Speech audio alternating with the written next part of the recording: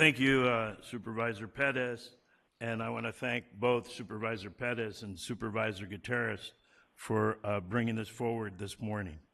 And I think that we are all aware, as we've sat here, how much work and thought has gone into this, bringing this to where it is today, this morning. I want to thank everyone out in the audience, in the seats, everyone who's spoken, and I do mean everyone. Whichever side of the issue you're on, I thank you for being here. I have very much appreciated the discussion that we've had for the last 3 or so hours, because I think this issue is huge. Someone stated that it is about the soul of America, who we are as a country. And so I, again, thank everyone for being here. I want to read something that was said by now President Trump as he launched his first campaign for the presidency. He said these words on June 16th, 2015, 10 years ago in the city of New York, as he launched his candidacy for president the first time. He said, and I quote, "When Mexico sends its people, they're not sending their best. They're not sending you. They're sending people who have lots of problems, and they're bringing those problems with us," he said. They're bringing drugs, they're bringing crime, they're rapists. Those were President Trump's words as he launched his campaign June 16th, 2015 in New York City. Now I want to tell you a story, share a personal story about my family. My mother and father, my father, Jaime Medina, my mother, Margarita Medina, came to the United States, came to California in the mid-1950s.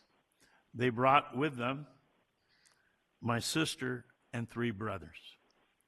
My father ended up retiring from the Army Corps of Engineers after 30-some years of service, of working with the U.S. government.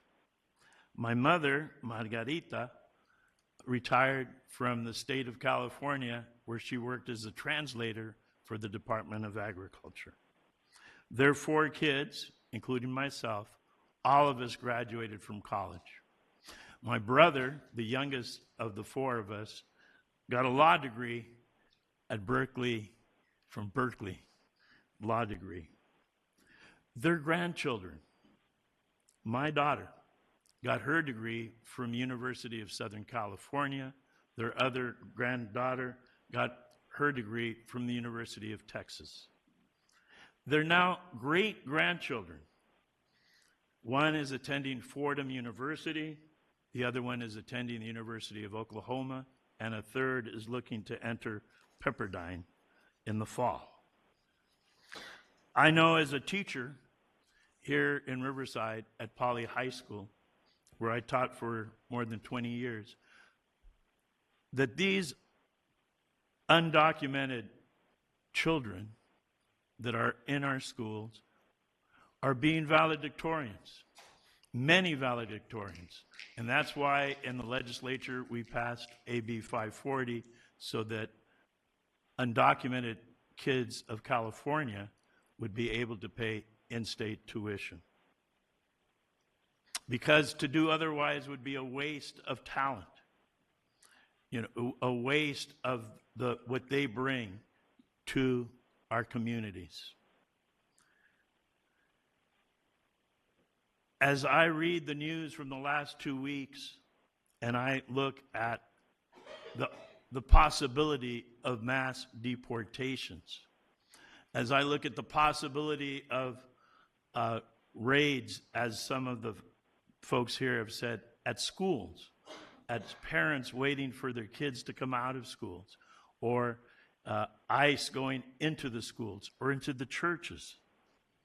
I am remembering what I taught as a teacher at Poly High School, that not all that is legal is morally right. Slavery was legal in this country. It was never morally right.